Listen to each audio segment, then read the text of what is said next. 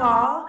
This is Miss Whitney Jones again, and today I have a very special guest, Miss Annalisa Rodell Smith, and we are going to have a conversation about technology and how it's affecting education today and the everyday classroom. So if you wouldn't mind, just go ahead and introduce yourself for everyone for me.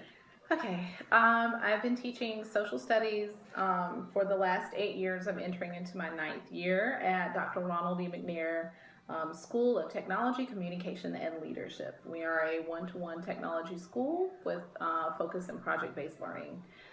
Currently, I am a department lead, and my job is actually literacy, integration, instructional coach with a focus in social studies. Awesome. Awesome. So, in regards to your school, what type of technology do you guys have access to daily? We have access to Promethean boards, and we have Google Chromebooks, one-to-one technology.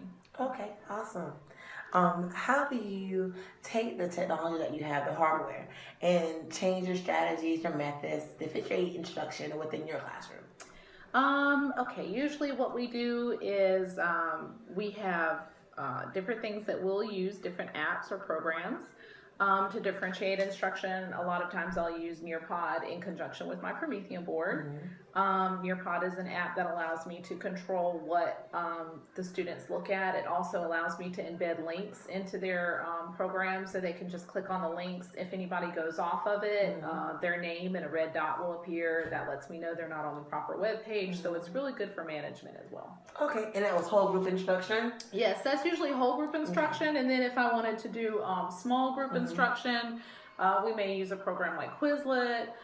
We may use a program called Quizzes, or we may use another program called History Shorts, where I will assign them a reading assignment or a link. They go online, they read a short thing that is on their Lexile level about the topic, and then they have questions and things to answer about it that way. So sometimes small groups need more reinforcement. Okay, nice.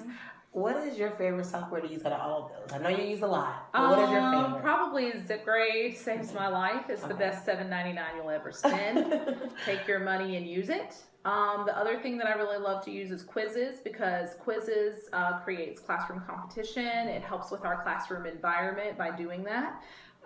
It is also used to collect a lot of data. We are a data-driven school. Being department lead, I also have to keep up with the data of all the teachers who are underneath me. So Quizzes is one of the things that I highly recommend. Plus, there's already a bank of questions you can pull from, so you don't need to reinvent the wheel. You can just use what somebody else is using. And as long as you know your standards, it is a very effective tool. Right, that's awesome. That's your favorite tool. I understand that. ZipGrade, amazing. Data, awesome. What is your students' favorite technology tool? Our kids like the quizzes too, because they get into their program and it's very competitive. It has a leaderboard. We do it as whole class review.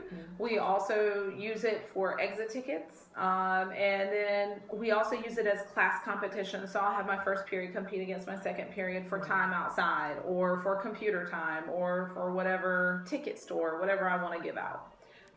So we do use that then. Okay. So they love it too. So with that competition and the data that you get from all this technology, how does this affect your classroom environment? I'd say that we have a very strong positive environment. That's what I try to foster, but as well, I have to have procedures in place.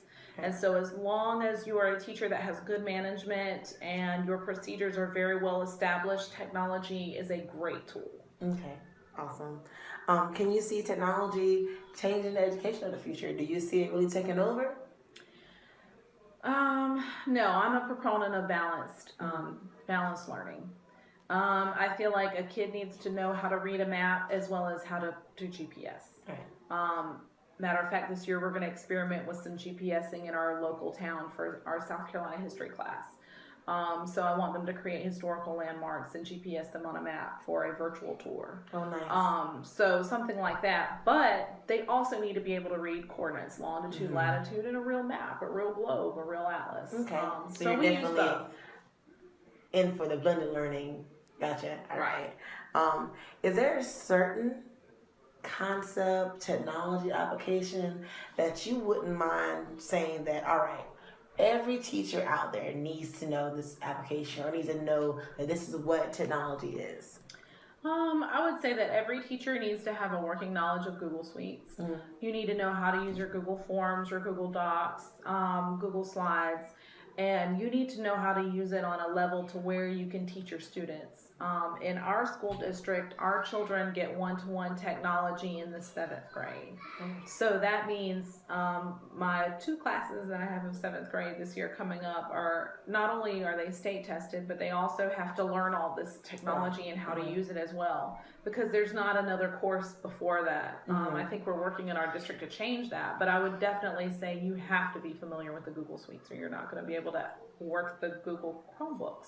Okay, you heard her. You gotta know Google Suites. You have to have the information. Yeah. I agree totally. Also, like a good grading system to save you time. So zip grade. Yeah. Well, thank you, Annalisa, for taking the time out of your summer break to sit down with me and have a conversation about technology, which you know I'm very fond of. And now that I know, she is very fond of it as well. Yes. All right. Thank you all for tuning in. See you next time. Thank you.